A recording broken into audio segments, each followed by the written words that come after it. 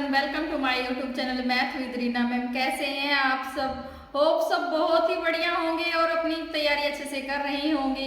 आज से हम अपनी एक नई सीरीज शुरू करने जा रहे हैं, खाकी सीरीज, जिसमें हम एसएससी जीडी और यूपी पुलिस, क्योंकि दोनों के ही एग्जाम्स हमारे फेब में होंगे तो हम दोनों की ही तैयारी साथ साथ करते चलेंगे। क्योंकि जो अभी रिग्रेट हमें दिल्ली पुलिस में हुआ है वो रिग्रेट हमें यूपी पुलिस और एसएससी जीडी में नहीं होना चाहिए।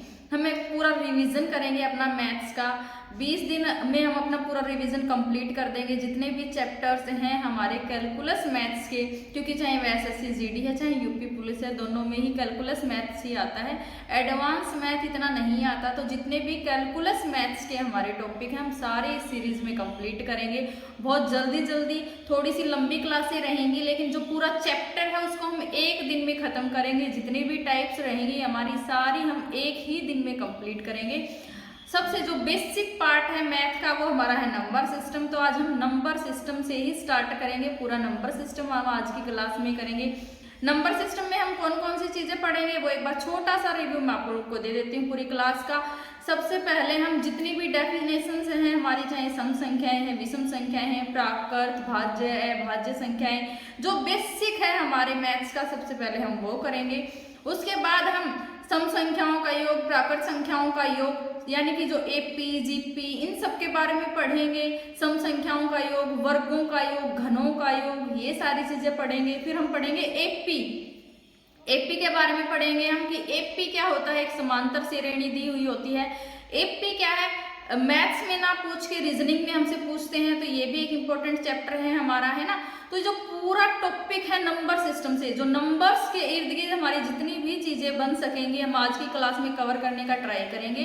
कल की क्लास में हम नंबर सिस्टम का ही एक पार्ट है एलसीएम और एचसीएफ, उसके अलावा बच जाएगा हमारा सिंप्लीफिकेशन। ये दो जो चैप्टर बच जाएंगे हमारे नंबर सिस्टम के ही, ये हम कल की क्लास में करेंगे। यानी कि कुल मिला के नंबर सिस्टम की हमारी सिर्फ 2 क्लासें रहेंगी। आज की क्लास में हम जो बेसिक चीजें हैं नंबर सिस्टम की वो सारी चीजें कवर करेंगे। जिस तरीके से मैंने पढ़ाई करी, जिस तरीके से हम शॉर्टकट चीजें, छोटी छोटी चीजों के बारे में बारीकी से पढ़ेंगे और इस तरीके से पढ़ेंगे कि आप लोगों को याद भी रहे और अच्छे से समझ में भी आए। ठीक है, तो क्लास में एंड तक बने रहना, डेफिनेटली आप लोगों को फायदा होगा। और ये सीरीज सिर्फ रिवीजन के लिए है, तो अगर आप बेसिक से तैयारी कर रही हो तो जो पूरी प्लेलिस्ट है वो मैंने ऑलरेडी अपने चैनल पे अपलोड कर रखी है। आज की क्लास सिर्फ एक रिवीजन क्लास रहेगी, जल्दी पूरा कवर करेंगे हम। तो एक रिवीजन के तरीके से, जिस तरीके से हम पूरा पढ़ सकते हैं उस तरीके से पढ़ेंगे। अगर आपको बेसिक से पढ़ना है पूरा नंबर सिस्टम की 11 क्लासें हैं जो मैंने ऑलरेडी अपने चैनल पे अपलोड कर रखी हैं। उसकी कंप्लीट प्लेलिस्ट आपको मेरे चैनल पे मिल जाएगी। अगर आपको बेसिक से करना है तो आप वो क्लासें ले सकते हैं। आपको अगर सिर्फ रिवीजन करना है एसएससी जीडी या यूपी पुलिस के हिसाब से, क्योंकि अभी यूपी पुलिस का, एसएससी जीडी का सिर्फ हमारे पास 1 मंथ का टाइम बाकी है, तो इस पूरे 1 मंथ में हम कम से कम अपना मैथ का पूरा रिवीजन कर लेंगे इस 20 दिन में। तो हम उस तरीके से ही आज की क्लास लेंगे। चलिए शुरू करते हैं हमारी आज की क्लास। सबसे पहले आपको पता होना चाहिए कि नेचुरल नंबर्स क्या होते हैं। जब हम नंबर्स के बारे में पढ़ रहे हैं, नंबर सिस्टम के बारे में पढ़ रहे हैं, तो सबसे पहला जो हमारा पॉइंट है वो यही है कि प्राकृत संख्याएं यानी कि नेचुरल नंबर्स क्या होते हैं। जो हमारी गिनती स्टार्ट होती है वो हमारे नेचुरल नंबर्स होते हैं। नेचुरल नंबर्स, तो हमारी गिनती कहाँ से स्टार्ट होती है? 1 से। कभी भी हम जब काउंटिंग स्टार्ट करते हैं तो कहाँ से स्टार्ट करते हैं? हमेशा 1 से स्टार्ट करते हैं, यानी कि वो हमारा नेचुरल फॉर्म है किसी भी संख्या को बोलने का, किसी भी गिनती को स्टार्ट करने का। तो जब हम पूरी गिनती को नेचुरल तरीके से, यानी कि कहाँ से स्टार्ट करते हैं, कभी भी हम नेचुरल नंबर्स को या फिर जब हम गिनती पढ़ते हैं, बोलते हैं, तो कहाँ से स्टार्ट करते हैं? हमेशा 1 से स्टार्ट करते हैं। तो नेचुरल नंबर हमारे 1 से स्टार्ट होके 1, 2, 3 अप टू इन्फिनिटी तक हमारे होते हैं प्राकृत संख्याएं। ठीक है, तो प्राकृत संख्याएं हमारी शुरू होती हैं 1 से। 1 से होगी हमारी नेचुरल नंबर्स, प्राकृत संख्याएं। प्राकृत संख्याओं से क्या बन सकता है? ज्यादा से ज्यादा प्राकृत संख्याओं से हमारे ऐसे क्वेश्चन दे देंगे, प्रथम n प्राकृत संख्याओं का जोड़ ये है, तो उसमें n प्राकृत संख्याओं में हम 0 को ऐड नहीं करेंगे। ठीक है, तो प्राकृत संख्याओं के बाद आते हैं हमारे होल नंबर्स, पूर्ण संख्याएं। पूर्ण संख्या हमारे मैथ को पूर्ण कौन करता है? 0 के बिना हमारा मैथ कंप्लीट नहीं है। तो जो हमारे मैथ को कंप्लीट करता है यानी कि पूर्ण करता है तो वो हमारी होती है पूर्ण संख्याएं, यानी कि 0 से स्टार्ट होके 0, 1, 2, 3 अप टू इन्फिनिटी तक जो संख्याएं जाए वो हमारे होते हैं होल नंबर्स। ठीक है, सिर्फ ये डेफिनेशंस हैं जो आपको पता होना चाहिए। कई बार पूछ लेते हैं कि जो संख्या एक मान लो ऐसी सीरीज दे देगी और ऑप्शन दे देंगे कि ये कौन सी सीरीज है, प्राकृत संख्याओं की है, पूर्ण संख्याओं की है, इंटीजर्स की है, तो इस तरीके से 4 ऑप्शन आपको दे देंगे। तो आपको पता होना चाहिए कि कौन सी प्राकृत संख्याएं होती हैं, कौन सी पूर्ण संख्याएं होती हैं। तो पूर्ण संख्याएं हमारी होल नंबर्स हमारे होते हैं 0 से स्टार्ट होके अप टू इनफिनिटी तक। ये तो पूर्ण संख्याओं के बाद आती है हमारी पूर्णांक संख्याएं। 2 चीजें पढ़ ली हमने अब तक, क्या प्राकृत संख्याएं पढ़ ली, पूर्ण संख्याएं पढ़ ली। अब हम पढ़ेंगे पूर्णांक संख्याएं। प्राकृत संख्याओं में हमारा क्या था, जो संख्याएं 1, 2, 3 यानी कि 1 से स्टार्ट होती है वो होती है हमारी प्राकृत संख्याएं। फिर हमने पढ़ी पूर्ण संख्याएं। पूर्ण संख्याओं में क्या पढ़ा, 0 से शुरू होकर 0, 1, 2, 3 अप टू इन्फिनिटी, ये भी क्या था अप टू इन्फिनिटी। ये होगी हमारी प्राकृत संख्याएं, ये होगी हमारी पूर्ण संख्याएं। अब हमसे पूछ ले अगर इंटीजर्स क्या होते हैं, पूर्णांक संख्याएं क्या होती हैं, तो पूर्णांक संख्याएं 0 से तो स्टार्ट होती हैं लेकिन ये +1, +2, +3 अप टू प्लस इन्फिनिटी, और इधर भी -1, -2, -3 और अप टू माइनस इन्फिनिटी तक अगर हम काउंटिंग लें तो ये संख्याएं हमारी पूर्णांक संख्याएं होती हैं। ठीक है, जिसमें नेगेटिव चीजें भी शामिल हो, जिसमें नेगेटिव काउंटिंग भी शामिल हो उसको हम इंटीजर्स बोलते हैं, पूर्णांक संख्याएं बोलते हैं। तो 3 डेफिनेशंस पढ़ ली हमने नंबर से। सिर्फ नंबर्स का पता होना चाहिए हमें, कौन से नंबर्स क्या कहलाते हैं। तो 3 चीजें हमने पढ़ी, प्राकृत संख्याएं, पूर्ण संख्या और पूर्णांक संख्याएं। बहुत बेसिक से करेंगे, सारी चीजें कवर करेंगे। भले ही हम अपना रिवीजन कर रहे हैं लेकिन सारी चीजें एक बार हम जरूर पढ़ेंगे कि कौन कौन सी संख्याओं को हम क्या बोलते हैं। सारी चीजें बेसिक से क्लियर करेंगे। आप अगर ये क्लास ले लेंगे तो अगर आपका कोई नंबर सिस्टम से अगर सवाल बनता है तो आपका गलत नहीं होगा। ठीक है, उसके बाद आती है हमारी भाज्य संख्याएं, उसके बाद पढ़ेंगे अभाज्य संख्याएं। ठीक है, तो भाज्य संख्याएं हमारी 1-2 क्वेश्चन बनते हैं डायरेक्ट क्वेश्चन भाज्य संख्याओं से, वो भी मैं आपको बताऊंगी। सबसे पहले हम डेफिनेशन देख लेते हैं भाज्य संख्याओं की क्या होती है। अगर आप चाहें तो साथ साथ नोट भी कर लो, नोट्स बनाया करो अपने फिर, जिससे आपको और अच्छे से समझ में आए, ताकि जब दोबारा आप रिवीजन करो तो आपको क्लास ना लेनी पड़े, आप सिर्फ नोट्स से ही दोबारा पढ़ ले। क्योंकि क्लास हमारी 1-1.5 घंटे की होती है और नोट्स से आप 15-20 मिनट में भी रिवीजन कर सकते हैं। तो साथ साथ नोट्स भी बना लिया करो। इतना भी कोई जल्दी नहीं करवाती हूँ मैं कि आप नोट्स नहीं बना पाओ साथ साथ, तो आप एक रफ नोट कर लो। जरूरी नहीं कि साफ नोट बनाओ, आप रफ नोट्स बुक में भी अगर आप नोट्स बना लेते हैं तो भी आपके लिए वो हेल्पफुल रहेगा। तो भाज्य संख्याएं कौन कौन सी संख्याएं होती हैं, वे संख्याएं जो खुद से और 1 के अलावा अन्य किसी संख्या से भी अगर भाग जाती हैं, किससे, स्वयं से और 1 से छोड़कर अन्य किसी संख्या से भी अगर भाग जाती हैं तो वो संख्याएं भाज्य संख्याएं कहलाती हैं। क्या हो गया, कम से कम क्या होगी, 3 संख्याओं से भाग जानी चाहिए। एक तो स्वयं से, स्वयं से, 1 से 2 हो गया, और थर्ड हमारी किसी अन्य संख्या से भी भाग जानी चाहिए, किसी अन्य संख्या से भी भाग जानी चाहिए। यानी कि कम से कम 3 संख्याओं से वह संख्या भाग जानी चाहिए, तभी हमारी वो संख्या भाज्य संख्या कहलाएगी। पहला शर्त क्या, 1 से, दूसरी खुद से, तीसरी किसी अन्य संख्या से, तो वो संख्या हमारी भाज्य संख्या कहलाएगी। तो अब सबसे पहला जो क्वेश्चन, जो बेसिक क्वेश्चन बनता है भाज्य संख्याओं से, वो क्या बनता है, सबसे छोटी भाज्य संख्या कौन सी होती है।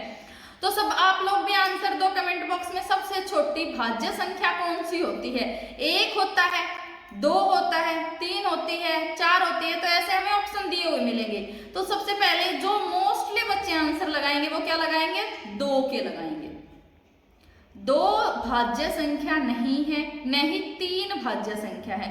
जो हमारी सबसे छोटी भाज्य संख्या है वो है 4। क्यों, सबसे पहले हम अपनी शर्तें देखते हैं भाज्य संख्याओं की, फिर हम अपना आंसर देंगे। सबसे पहले देखो 1 सिर्फ 1 संख्या से ही भाग जा रही है, किससे, 1 से, चाहे वो स्वयं लगा लो चाहे 1 लगा लो, लेकिन यहाँ पे सिर्फ वो 1 ही संख्या से तो भाग जा रही है ना, सिर्फ 1 ही संख्या से भाग जा रही है, तो ये नहीं होगा हमारा आंसर। फिर 2 देखते हैं। 2 एक तो एक से जा रही है, एक खुद से जा रही है, 2 ही शर्तें फॉलो हुई, तीसरी शर्त फॉलो नहीं हुई, है ना, क्योंकि तीसरी संख्या किसी अन्य संख्या से भाग जा ही नहीं रही।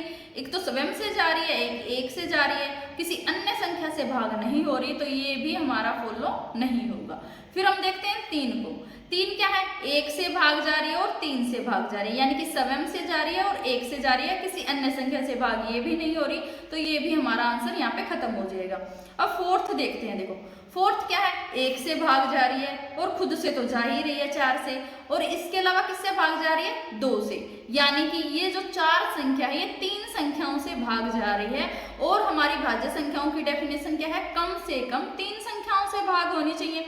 तो कम से कम 3 संख्याओं से भाग होनी चाहिए, ऐसी संख्या कौन सी है, 4 है। तो सबसे छोटी भाज्य संख्या हमारी है 4।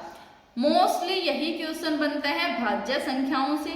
दूसरा क्या बन सकता है, प्रथम 5 भाज्य संख्याओं का जोड़ बताओ, प्रथम 10 भाज्य संख्याओं का जोड़ बताओ। तो इस तरीके से हमें पता होना चाहिए कि भाज्य संख्याएं कहाँ से स्टार्ट होती हैं।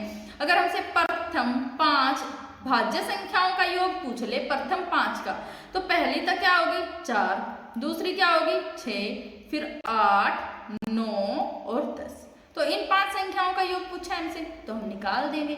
अगर हमें यही नहीं पता कि भाज्य संख्याएं स्टार्ट कहाँ से होती हैं, तो हम कैसे जोड़ निकाल देंगे, नहीं निकाल सकते ना।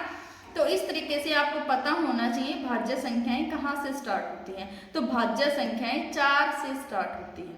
अब आई होप आपको भाज्य संख्याओं से रिलेटेड कोई भी डाउट नहीं होगा कि भाज्य संख्याएं किन्हें कहते हैं, क्या शर्त होती है भाज्य संख्याओं के भाग जाने की, नहीं जाने की, सबसे छोटी भाज्य संख्या कौन सी होती है, भाज्य संख्याएं कहाँ से शुरू होती हैं। तो भाज्य संख्याएं हमारी 4 से स्टार्ट होती हैं। ठीक है, चलिए देखते हैं अभाज्य संख्याएं हमारी कौन सी होती हैं। अभाज्य संख्याएं, हमने क्या पढ़ा, भाज्य संख्याएं, भाज्य संख्याओं का क्या था, कम से कम 3 संख्याओं से भाग जानी चाहिए।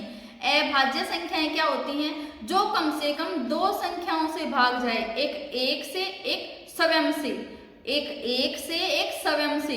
तो अभाज्य संख्याओं की शर्त क्या है, 2 संख्याओं से भाग जाती हैं, एक स्वयं से,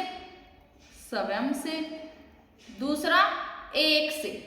तो 2 संख्याओं से, दोनों शर्तें लागू होनी चाहिए, 1 से भी भाग होनी चाहिए और स्वयं से भी भाग होनी चाहिए। एटलीस्ट 2 संख्याओं से तो भाग होनी ही होनी चाहिए। अगर कोई संख्या 2 संख्याओं से एटलीस्ट भाग नहीं होती है तो वह संख्या अभाज्य संख्या नहीं होती है। ठीक है, तो चलिए देखते हैं इसकी शर्त क्या रहती है। 2 संख्याओं से भाग एटलीस्ट होनी चाहिए, एटलीस्ट या फिर मैक्सिमम मिनिमम सिर्फ 2 ही संख्याओं से भाग होनी चाहिए। एटलीस्ट गलत बोल दिया हमने, 2 संख्याओं से सिर्फ भाग होनी चाहिए, ना तो 3 से ना 1 से, 2 संख्याओं से भाग होनी चाहिए, सिर्फ 1 से और स्वयं से। इसके अलावा किसी भी संख्या से भाग अगर नहीं होती है कोई संख्या, तो वह अभाज्य संख्या होती है। तो अब देख लेते हैं, मान लो सबसे छोटी अभाज्य संख्या कौन सी होती है। तो सबसे छोटा हमारा पाकर संख्या कहाँ से शुरू होती है, 1 से, 1 2 3 4। तो 1 देखते हैं क्या हमारी अभाज्य संख्या है। देखो 1 स्वयं से तो भाग जा रही, क्योंकि वो 1 ही है और 1 से भाग जा रही है, लेकिन यहाँ पे सिर्फ क्या है, घुमा फिरा के सिर्फ 1 ही संख्या से भाग हो रही है, किससे, 1 से। तो यहाँ पे सिर्फ ये जो वाली शर्त है कि 2 संख्याओं से कम भाग होनी चाहिए, वो वाली शर्त फॉलो नहीं हो रही है, तो ये वाला हमारा आंसर नहीं होगा। अब 2 देखते हैं, 2 हमारा 1 से भी भाग हो रहा है और 2 से भी भाग हो रहा है, यानी कि 2 शर्तें हमारी यहाँ पे फॉलो हो गई। तो जो सबसे छोटी अभाज्य संख्या क्या है, 2 है। थर्ड भी हमारी अभाज्य संख्या, लेकिन सबसे छोटी अभाज्य संख्या नहीं है। सबसे छोटी अभाज्य संख्या कौन सी हमारी, 2। और एकमात्र सम संख्या है जो अभाज्य है। कई बार ये क्वेश्चन बनता है कि एकमात्र सम संख्या कौन सी है जो अभाज्य भी है, तो हमारा क्या आंसर रहेगा, 2 हमारी एकमात्र सम अभाज्य संख्या है। और कई बार क्या देते हैं, सबसे छोटी अभाज्य संख्या कौन सी है, तो उसमें ऑप्शन में क्या रहेगा, 1 भी ऑप्शन में रहता है। तो 1 हमारी अभाज्य संख्या नहीं है, 1 न तो भाज्य है नहीं अभाज्य, ए हमारा अब्सेंस है, नहीं भाज्य है, नहीं अभाज्य संख्या है, नहीं भाज्य संख्या है। ठीक है, 1 हमारा सही आंसर नहीं होगा। अभाज्य संख्याओं में सबसे छोटी अभाज्य संख्या हमारी 2 है। ये है कुछ डेफिनेशंस जो हमें नंबर्स में पता होनी चाहिए। जब हम मैथ्स शुरू करते हैं तो सबसे पहले हमें नंबर्स की नॉलेज होनी चाहिए। जो चीजें बाद की हैं वो हम बाद में पढ़ेंगे। सबसे पहले एटलीस्ट हमें नंबर्स की नॉलेज होनी चाहिए कि कौन कौन से नंबर्स क्या कहलाते हैं। सबसे जो बेसिक है हमारा नंबर्स, ठीक है। सम संख्याएं कौन सी होती हैं? सम संख्याएं वो संख्याएं होती हैं जो 2 से पूरा पूरा भाग चली जाएं। सिर्फ एक ही डेफिनेशन होती है सम संख्याओं की, क्या? वो संख्याएं जो 2 से पूरा पूरा भाग हो जाए वो हमारी सम संख्याएं होती हैं। तो अगर 2 से कोई संख्या भाग हो रही है इट मीन्स वो सम संख्या है। उसमें क्या है? 2 भी शामिल है, 4, 6, 8, 10, 512, जो भी संख्याएं हमारी 2 से भाग चली जाएं वो हमारी सम संख्याएं होती हैं। या जिसके इकाई का अंक, यानी मान लो बहुत बड़ी संख्या है 5, 7, 6, 812, ये वाली मान लो संख्या है और पूछ लेंगे क्या ये सम संख्या है, तो इसमें हम क्या देखेंगे? इकाई का अंक। अगर इकाई का अंक 2 से पूरा पूरा भाग हो जाता है इसका मतलब वो सम संख्या है, ठीक है। तो सम संख्याओं से मतलब कोई ज्यादा सवाल नहीं बनते, लेकिन पता होना चाहिए आपको। कई बार योग पूछ लेते हैं, है ना, वर्गों का योग पूछ लेते हैं, घनों का योग पूछ लेते हैं, तो वहां पे आपको पता होना चाहिए कि सम संख्याएं कौन सी होती हैं, विषम कौन सी होती हैं। डायरेक्ट ये सवाल नहीं बनेगा कि क्या ये सम संख्या है, क्या ये विषम संख्या है, लेकिन सम संख्याओं में कहाँ पे सवाल बनेगा वो हम आगे बात करेंगे। अभी आप डेफिनेशन याद रखो कि सम संख्याएं होती क्या है। सम संख्याएं वो संख्याएं होती हैं जो 2 से पूरा पूरा भाग हो जाए। सबसे छोटी सम संख्या कौन सी है? 2। सबसे छोटी सम संख्या है 2, सबसे छोटी अभाज्य संख्या भी है हमारी 2। उसके बाद विषम संख्याएं, जो संख्याएं 2 से भाग नहीं होती वो हमारी विषम संख्याएं होती हैं। जो 2 से भाग नहीं होती वो हमारी विषम संख्याएं होती हैं। तो कौन कौन सी होगी? 1, 3, 5, 7। यहाँ पे 1 भी हमारा शामिल होता है, ठीक है, अप टू इंफिनिटी, जो भी, ये भी अप टू इंफिनिटी, ठीक है। अब यहाँ पे 1 हमारी सबसे छोटी विषम संख्या है। 1 हमारी भाज्य भी नहीं है, अभाज्य भी नहीं है, लेकिन विषम संख्याओं में सबसे छोटी विषम संख्या हमारी 1 है। सम संख्याएं, विषम संख्याएं पता चल गया क्या होती हैं? सम संख्याएं जो 2 से भाग जाएं, विषम संख्याएं जो 2 से भाग नहीं जाती हैं। अब तक हमने क्या पढ़ लिया? सारी डेफिनेशंस पढ़ ली नंबर्स की। अब हम पढ़ेंगे भाज्यता के नियम, डिविजिबिलिटी के नियम कि 2 से कौन सी संख्याएं भाग जाएंगी, 3 से कौन सी जाएंगी, 4 से कौन सी जाएंगी, 5 से कौन सी जाएंगी, 6 से कौन सी जाएंगी। डायरेक्ट कर करके ना देखना पड़े, हमें देखते ही समझ में आ जाए कि ये संख्या, क्योंकि अगर मान लो बहुत बड़ी बड़ी संख्याएं हमें दी हैं तो वहां पे अगर हमें फाइंड आउट करना पड़े कि क्या ये संख्या इस संख्या से भाग जाएगी, ये संख्या इस संख्या से भाग जाएगी, तो वो उस तरीके से हमें वो चीजें पता होनी चाहिए कि 2 से भाजकता के नियम क्या है, 3 से भाजकता के नियम क्या है। तो इस तरीके से हम पढ़ लेते हैं, छोटा छोटा जल्दी जल्दी कवर करेंगे, ज्यादा टाइम आपका नहीं लेंगे। 2 से भाजकता का नियम क्या है? कोई भी सम संख्या होगी वो 2 से भाग जाएगी, सिर्फ सम संख्या होनी चाहिए। अगर सम संख्या है तो हमारी 2 से भाग जाएगी। 2 से भाजकता के नियम यही है। अगर उदाहरण लेना चाहिए तो 2, 4, 6, 8 कितने भी तक ले, जितनी भी सम संख्याएं हैं हमारी सारी 2 से भाग जाती हैं। 3 से भाग जाने का नियम क्या है? अगर संख्या के अंकों का योग 3 से भाग जाता है तो वह संख्या भी 3 से पूर्णतः विभाजित होगी। मान लो 512 है हमारा, अगर पूछ लें कि 3 से क्या पूर्णतः भाग जाएगी तो हम क्या करेंगे? तीनों का योग करके देखेंगे। 5 + 1 + 2 कितना हो गया? 8। 8 हमारा 3 से भाग नहीं जाता, तो ये संख्या भी हमारी 3 से भाग नहीं जाएगी। यहीं पे अगर हमसे बोल दे 513 क्या 3 से भाग जाएगी, तो 513 3 से भाग जाएगी, क्योंकि इसके जो अंकों का योग है वो 3 से भाग हो रहा है। 5 + 1 + 3 क्या है? 9, और 9 हमारा 3 से पूर्णतः विभाजित है। तो 3 से भाजकता के नियम में क्या है? अगर अंकों का योग हमारा 3 से भाग हो रहा है तो वह संख्या भी 3 से भाग होगी। एक बार चेक कर लेते हैं 513 को, अगर आपको चेक करना है 513 3 से भाग हो रही है कि नहीं हो रही।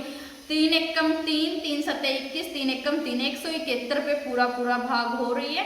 तो इस तरीके से बहुत बड़ी बड़ी संख्याएं मान लो आपको दे देंगे और पूछ लेंगे क्या ये वाली संख्या 3 से भाग हो रही है कि नहीं हो रही। डायरेक्ट क्वेश्चन बने ना बने, लेकिन हमें एटलीस्ट पता होना चाहिए, ठीक है। रीजनिंग में कई बार ये सवाल बन जाता है कि स्टार के स्थान पे कौन सी संख्या आएगी अगर यह संख्या 3 से पूर्णतः विभाजित है। तो 3 से भाजकता के नियम आपको पता होना चाहिए कि अंकों का योग, मान लो ये है 5, 0, 2, 1, 4, ये दे दिया हमें और पूछ लिया कि स्टार के स्थान पे कौन सी संख्या आएगी अगर यह संख्या 3 से पूर्णतः विभाजित है। तो हम क्या देखेंगे, फिर यहाँ पे अंकों का योग देखेंगे। तो अंकों का योग देखो 5 2 7 1 8 और 4 12। तो 12 तो 3 से भाग हो रहा है ना। तो यहाँ पे क्या आ सकता है, 0 आ सकती है स्टार के स्थान पे, या फिर 3 आ सकता है, 6 आ सकता है, या 9 आ सकता है। ये 4 संख्याएं आ सकती हैं। अगर चारों में से कोई भी अगर हमारे ऑप्शन में है तो वही हमारा आंसर हो जाएगा। मोस्टली रीजनिंग में ये क्वेश्चन बन जाता है नंबर सीरीज से, तो आपको पता होना चाहिए डिविजिबिलिटी के रूल्स। 4 और 5 का मैंने नहीं लिया क्योंकि आप सबको पता है 5 से भाजकता के नियम क्या है। किसी संख्या के इकाई का अंक अगर 5 या 0 है तो वह संख्या 5 से पूर्णतः विभाजित होगी, है ना। 4 से भाजकता के नियम क्या है, अगर किसी संख्या के इकाई और दहाई का अंक अगर 4 से पूरा भाग होता है तो वह संख्या भी 4 से पूर्णतः विभाजित होगी। ये होता है 4 से डिविजिबिलिटी का रूल। अब 6 से देखते हैं। 6 का रूल क्या है, वह संख्या सम संख्या होनी चाहिए। पहला रूल तो यही हो गया कि दी गई संख्या सम होनी चाहिए। सेकंड क्या है, दी गई संख्या के अंकों का योग 3 से पूर्णतः विभाजित होना चाहिए। ये दोनों ही रूल अगर किसी संख्या में फॉलो होते हैं तो वह संख्या भी 6 से पूर्णतः विभाजित होगी। ठीक है, दोनों ही रूल फॉलो होने चाहिए तो ही हमारी वो दी गई संख्या 6 से पूर्णतः विभाजित होगी। सम होनी चाहिए और 3 से उसके अंकों का योग 3 से पूर्णतः विभाजित होना चाहिए तो वह संख्या 6 से पूर्णतः विभाजित होगी। ठीक है, मान लो यहाँ पे दे दिया 72। ठीक है, तो 72 के अंकों का योग कितना है, 9। संख्या क्या है, सम है क्योंकि इकाई का अंक 2 है। तो देखो 9 पूर्णतः विभाजित है 3 से, तो यह संख्या भी किससे, 6 से पूर्णतः विभाजित है। यहीं पे अगर मान लो 27 हमें दे देते तो देखो 27 हमारी सम संख्या नहीं है तो ये संख्या 6 से पूर्णतः भाग नहीं होगी। भले ही इसके अंकों का जोड़ है वो 3 से भाग हो रहा है लेकिन यह संख्या सम नहीं है, इसलिए यह संख्या 6 से भाग पूरा नहीं होगी। ठीक है, ऐसे कोई बड़ी संख्या ले लेते हैं 6 7 8 9 0 2 जो भी है ना। तो यहाँ पे देखते हैं हमें पता चल गया, देखो सम है, एक रूल हमारा फॉलो हो गया। सेकंड रूल क्या देखना है, 3 से भाग होनी चाहिए। तो 3 से भाग होने के लिए क्या करके देखेंगे, अंकों का जोड़ करके देखेंगे। तो अंकों का जोड़ क्या करेंगे, 6 और 7 13, 13 और 8 21, 30, 30 और 2 32, 32 3 से पूर्णतः विभाजित नहीं होता। अगर यहाँ पे 33 बनता फिर तो हमारा पूरा काम बन गया था, लेकिन क्या है 32 है, 32 हमारा 3 से भाग नहीं जाता तो दी गई संख्या 6 से भाग नहीं होगी।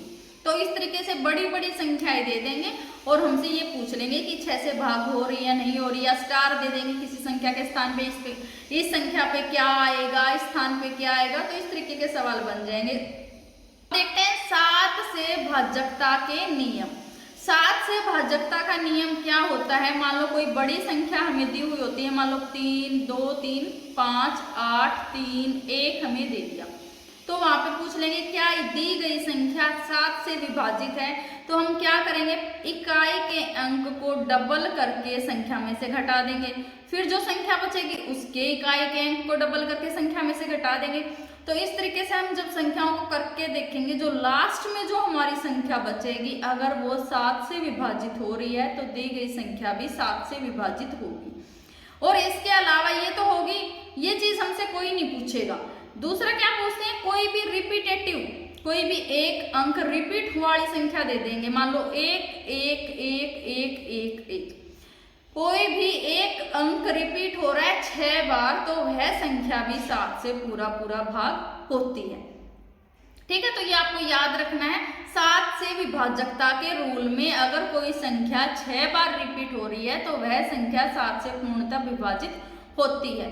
ठीक है, नेक्स्ट देखो आप 9 से भाजकता का नियम। जिस तरीके से हमारा 3 से भाजकता का नियम था सेम उसी प्रकार से हमारा 9 से भाजकता का नियम है। 9 से भाजकता का नियम क्या है, दी गई संख्या के अंकों का योग यदि 9 से भाग हो जाता है तो वह संख्या भी 9 से भाग हो जाएगी। जैसे मान लो 828 है और पूछ ले क्या दी गई संख्या 9 से विभाजित है, तो हम क्या करेंगे, दी गई संख्या के अंकों का योग निकालेंगे। तो 8 + 2 + 8 क्या हो गया हमारा, 18 हो गया। तो 18 तो 9 से भाग हो रहा है, तो ये क्या हो गया, ये दी गई संख्या भी 9 से विभाजित है। इसी तरीके से मान लो बहुत बड़ी संख्या दे देंगे, तो वहां पे भी क्या करेंगे, अंकों का योग निकाल लेंगे। अगर अंकों का योग 9 से भाग हो रहा है पूरा पूरा, तो वह संख्या भी पूरी पूरी भाग हो जाएगी 9 से। ठीक है, तो ये होता है 9 से भाजकता का रूल। फिर आ गया हमारा 11 से भाजकता का नियम। ये थोड़ा सा इंपॉर्टेंट है, इसको ध्यान से देखना। मान लो कोई एक संख्या दे देंगे हमें 3 5 0 2 1 9, ये हमें दे दिया और पूछ लिया क्या दी गई संख्या 11 से पूर्णतः विभाजित है। तो 11 से भाजकता का नियम क्या है, सम और विषम स्थानों के अंकों के योग का अंतर, सम और विषम स्थानों के अंकों के योग का अंतर यदि 0 या 11 से विभाजित हो तो वह संख्या भी 11 से पूर्णतः विभाजित होगी। संख्या पे सम और विषम स्थानों के अंकों का योग और उनका अंतर, तो पहले सम स्थानों का जोड़ निकाल लेते हैं, फिर विषम का निकाल लेंगे। तो सम में एक ये एक ये एक ये, तो 5 2 7 और 9 16। ठीक है, 3 और 0 3 और 1 4, तो घटा दिया तो कितना आया 12। न तो अंतर 0 आया, ना जो अंतर है वो 11 आया। 11 आता तो 11 से पूर्णतः भाग हो जाता। तो ये वाली जो संख्या है ये 11 से पूर्णतः विभाजित नहीं है।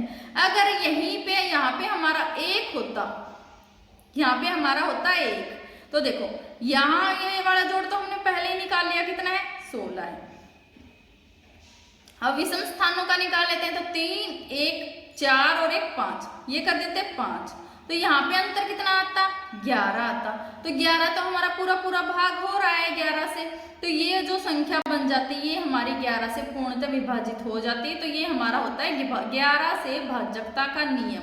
क्या ये है मोस्ट इंपोर्टेंट फॉर्मूला जो हर एक पेपर में आपको एक क्वेश्चन इनसे देखने को जरूर मिलेगा। आज की क्लास से आपको कम से कम 2 क्वेश्चन जरूर पेपर में देखने को मिलेंगे। तो पूरी क्लास ध्यान से लेना, अच्छे से समझना क्लास को पूरी को। जो जो फॉर्मूला अभी मैं आपको बताऊं ये फॉर्मूला जरूर नोट कर लेना और उनसे रिलेटेड क्वेश्चंस भी निकाल के देखना। ठीक है, देखो प्रथम n प्राकृत संख्याओं का योग, तो 1 से शुरू होने वाली है ना। मान लो यहाँ पे हमें दे देंगे प्रथम 50 प्राकृत संख्याओं का योग निकालो, तो ऐसे तो निकालेंगे नहीं कि 1 + 2 + 3 + 4, ऐसे तो बहुत टाइम लग जाएगा है ना। तो इसके लिए हमारे पास कुछ फॉर्मूलाज हैं जो हमें याद रखने हैं। तो पहली n प्राकृत संख्याओं का योग क्या होता है, n × n + 1/2। मान लो 50 तक की संख्याओं से हमारा योग निकलवा लें, तो हम कैसे निकालेंगे, हमारा यहाँ पे n क्या हो गया, मान लो क्वेश्चन में हमें क्या दिया मिला है 1 से 50 तक की संख्याओं का योग निकालो। फिर हम कैसे निकालेंगे, इस फॉर्मूला से निकाल लेंगे। तो n × n + 1/2, यहाँ पे n हमारा क्या है 50 है ना, क्योंकि प्रथम 50 का पूछा है हमसे। तो 50 × 51/2, 2 से कट गया हमारा 25 पे, 25 से कम 25 2, 25 पंजे 125 और 2 127, तो 1275 आ गया हमारा प्रथम 50 प्राकृत संख्याओं का जो निकाल लिया हमने 1 सेकंड में। अगर हम ऐसे निकालेंगे तो बहुत टाइम लग जाएगा। तो ये फॉर्मूलाज आपकी हेल्प करते हैं आपकी कैलकुलेशन जल्दी करने में। तो ये फॉर्मूला आपको सारे याद करने हैं। ठीक है, तो प्रथम n प्राकृत संख्याओं का, और यहाँ पे मान लो ये तो दे दिया 1 से 50 तक, मान लो हमें यहाँ पे दे देते 50 से 100 तक की संख्याओं का, है ना। यहाँ तो प्रथम नहीं लगा है, यहाँ पे तो क्या दे दिया 50 से 100 तक। तो 2 तरीके हैं उसके हमारे निकालने के। क्या, या तो हम निकालें 1 से 100 तक निकाल लें पहले, फिर 1 से 50 तक निकाल लें, और इस वाली में से ये वाला घटा देंगे तो हमारा 50 से 100 तक आ जाएगा। लेकिन ये वाला प्रोसेस भी थोड़ा सा लंबा हो जाएगा, है ना। लेकिन हमें एग्जाम में अपना टाइम खराब थोड़ी करना है, टाइम नहीं खराब करना। अगर मान लो आपको ये वाला फॉर्मूला नहीं याद रहता है तो आप इस फॉर्मूला से ही करो, आपको एक फॉर्मूला में काम चल जाएगा। अगर आपको ये फॉर्मूला याद रह जाता है तो आप इस फॉर्मूला से करना, जल्दी हो जाएगा, है ना। अगर इस तरीके से करेंगे तो 2 बार कैलकुलेट करना पड़ेगा, यहाँ आपको सिर्फ 1 बार कैलकुलेट करना पड़ेगा। मान लो यहाँ पे हमें दे देते 50 से 100 तक की संख्याओं का योग निकालो, ये सब फॉर्मूला से निकालेंगे, ठीक है। पहली संख्या प्लस आखिरी संख्या, यानी कि अंकों का जोड़, 50 और 100 का जोड़ कितना, 150 गुणा, दोनों का अंतर कितना, 50 प्लस 1 51, दोनों ए हमारा यहाँ पे क्या है, पहली संख्या जो दी गई संख्या है ना, जो सीरीज की पहली संख्या है वो, तो यहाँ पे ए क्या है 50 है और बी क्या है जो लास्ट संख्या 100, ठीक है। तो यहाँ पे क्या करेंगे, अंकों का जोड़, अंकों का अंतर प्लस 1/2, इसके बटा में 2 से 75 पे घट जाएगा। इस तरीके से निकालेंगे तो हमारा डायरेक्ट आंसर आ जाएगा। तो ये संख्या, ये फॉर्मूला है हमारा। अगर बीच में से कहीं पे भी कोई प्राकृत संख्या बाद में कंटिन्यू होनी चाहिए, ऐसे नहीं कि कंटिन्यू नहीं है, कंटिन्यू होनी चाहिए तो ही हमारा ये फॉर्मूला लागू होगा, ठीक है। आप इस फॉर्मूला से चाहें तो इस फॉर्मूला से निकाल लो। अगर आपको ये समझ में आ जाता है, याद हो जाता है, इसमें भी कुछ है नहीं, पहली संख्या प्लस आखिरी संख्या गुणा में दोनों संख्याओं का अंतर प्लस 1 जरूर करना, नहीं तो यहीं पे आपकी कैलकुलेशन गड़बड़ा जाएगी, है ना। सही करना है आपको बटा 2। चलिए देखते हैं नेक्स्ट फॉर्मूला है हमारा प्राकृत संख्याओं से ही, प्रथम n सम संख्याओं का योग। देखो पहला फॉर्मूला क्या था, प्रथम n प्राकृत संख्याओं का, यहाँ क्या है सम संख्याओं का।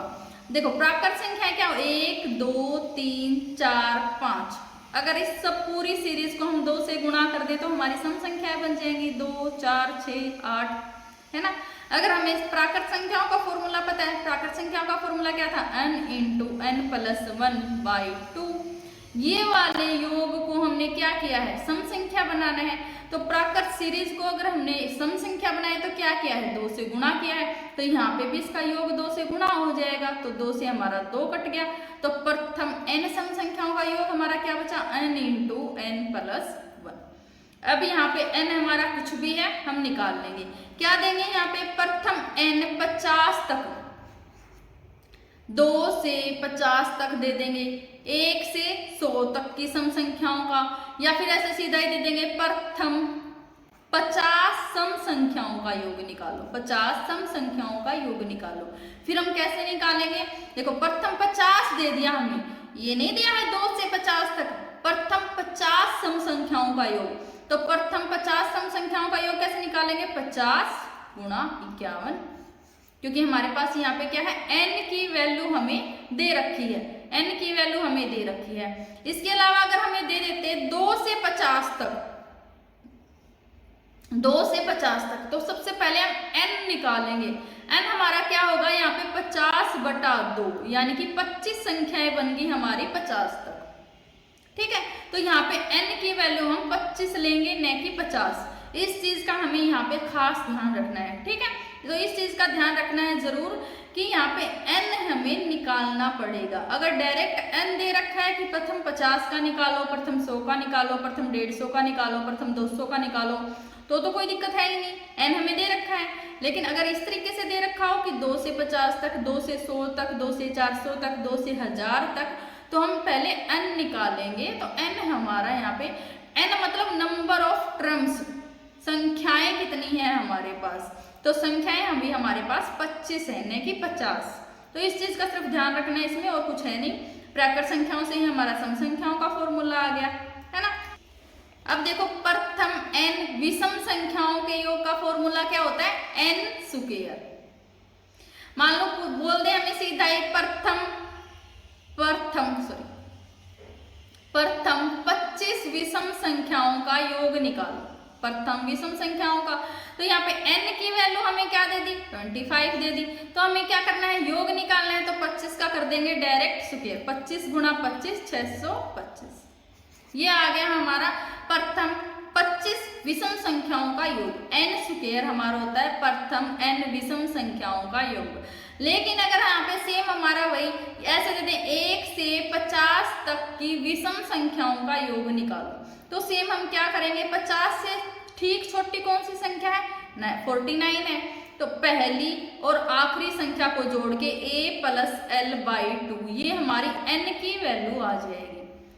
ठीक है, ये जरूर करना है हमें। 2 की जगह यहाँ पे d भी लिखते हैं, डिफरेंस।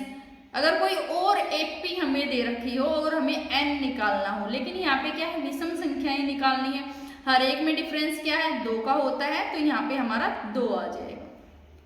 ठीक है, ये हम एपी में पढ़ेंगे, n निकालना है। n कैसे निकालते हैं, यहाँ पे तो डायरेक्ट हमें पता है 2 से भाग देना है।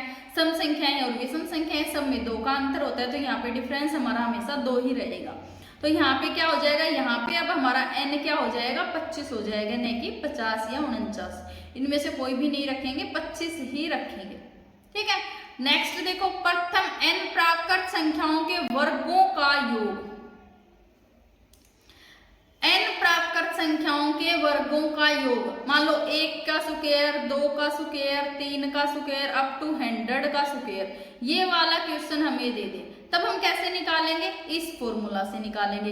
क्या होता है हमारा n into n plus 1 into 2n plus 1 by 6 हमारा होता है n प्राकृत संख्याओं के वर्गों का योग। ठीक है, तो आपको ये याद रखना है, n हमारा क्या है यहाँ पे 100।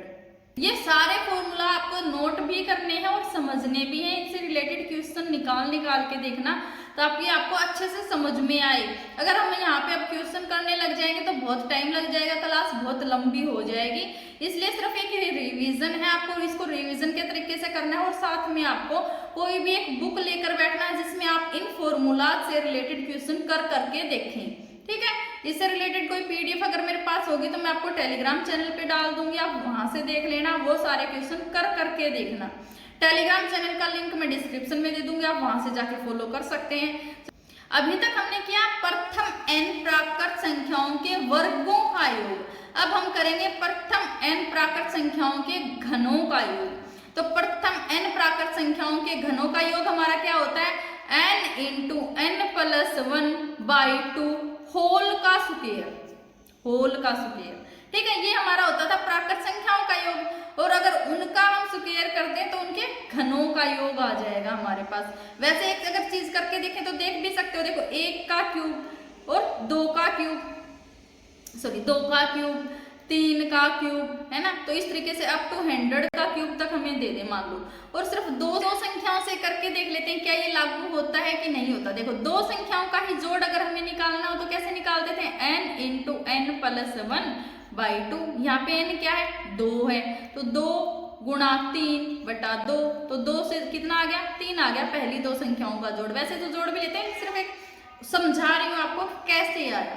अब देखो इनका क्यूब का योग निकालना है हमें, घनों का योग। तो देखो 1 का क्यूब 1 प्लस 2 का क्यूब 8, क्या आ गया, 9 आ गया। और यहाँ से अगर हम इसका स्क्वायर करें, इसका स्क्वायर करें तो क्या हमारा 9 आएगा। तो 3 का स्क्वायर क्या होता है हमारा, 3 का स्क्वायर कर देंगे तो ये भी क्या हो गया, 9 हो गया। तो ये सर जो फॉर्मूला था हमारा यहाँ पे प्रूव हो गया। ठीक है, तो हमने यहाँ पे ये प्रूव कर दिया हमारा। तो ये होता है हमारा प्रथम n संख्याओं के घनों का योग, n into n plus 1 by 2 whole का स्क्वायर। समानांतर श्रेणी का योग निकालना हम सीखेंगे, अर्थमेटिक प्रोग्रेशन सीरीज का हम योग निकालना सीखेंगे। वह श्रेणी जिसके अंकों का अंतर हमेशा समान रहता है, मान लो चाहे 1, 4, 7, 11, ये वाली एक सीरीज हमें दे रखी है। तो यहाँ पे देखो a क्या है हमारा, 1 है, d डिफरेंस क्या है, 3 है ना। n क्या हो गया हमारा, 1, 2, 3, 4। अगर हमें n निकालना है फिर कैसे निकालेंगे, मान लो ये एक सीरीज दे दी हमें, अप टू मान लो यहाँ पे क्या दे दिया हमें 23 तक दे दी। तो हमें यहाँ पे क्या निकालना है, n निकालना पड़ेगा पहले इस फॉर्मूला में, मान लो सम वाले फॉर्मूला में रखने के लिए। देखो यहाँ पे तो क्या पहला पद अंतिम पद, 2 ही पद चाहिए, लेकिन हमें n कैसे निकालेंगे, a plus n minus 1 into D, और nवा पद हमें क्या दे रखा है यहाँ पे, ये फॉर्मूला हमें जरूर याद रखना है। जो भी चीज हमें दे रखी है उस हिसाब से, जैसे मान लो हमसे nवा पद निकलवा ले कि इस सीरीज का 20वां पद क्या होगा। ये सीरीज हमें इतनी दे दी और पूछ लिया कि 20वां पद निकालो, 20वां पद। तो 20वां पद हम कैसे निकालेंगे, देखो a हमारा क्या है 1, d है हमारा 3, तो 20वां पद निकालना है हमें, x निकालना है मान लो। ठीक है, 20वां पद a क्या है 1, प्लस n 20वां निकालना है। देखो 20वां पद दिया है ना, तो 20 माइनस 1 इंटू डी, डी क्या है 3, तो गुणा 3, 1 प्लस 19 गुणा 3, ठीक है, तो 1 प्लस 19 दिया 57, तो कितना आ जाएगा 20वां पद क्या आ गया इस श्रेणी का 58 आ गया।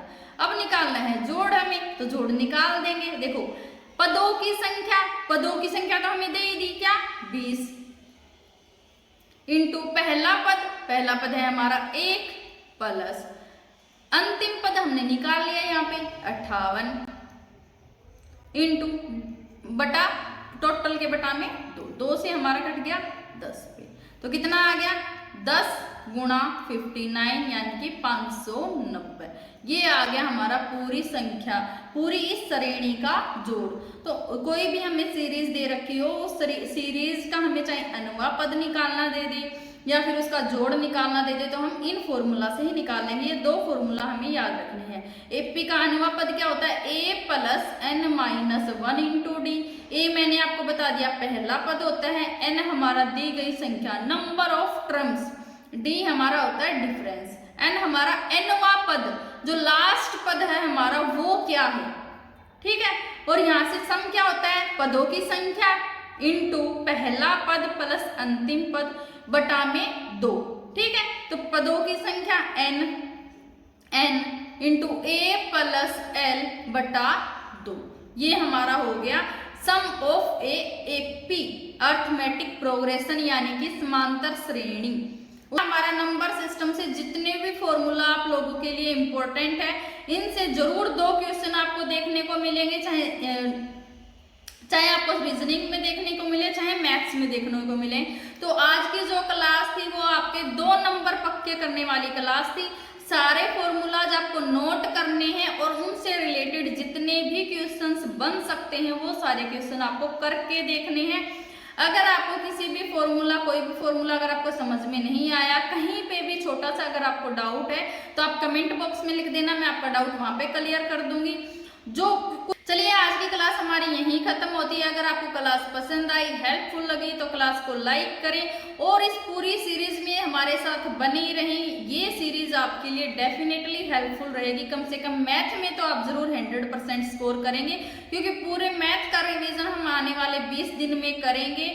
और आपके यूपी पुलिस के एग्जाम में और एसएससी जीडी के एग्जाम में इतना ही टाइम बाकी है, तो पूरी सारी क्लासें आप लेना। अगर आपने चैनल को सब्सक्राइब नहीं किया है तो आप चैनल को सब्सक्राइब जरूर कर लें, साथ ही साथ बेल आइकन भी दबा लें, जिससे आपको आने वाली वीडियोस की latest update time to time मिलती रहे। Thanks for watching me.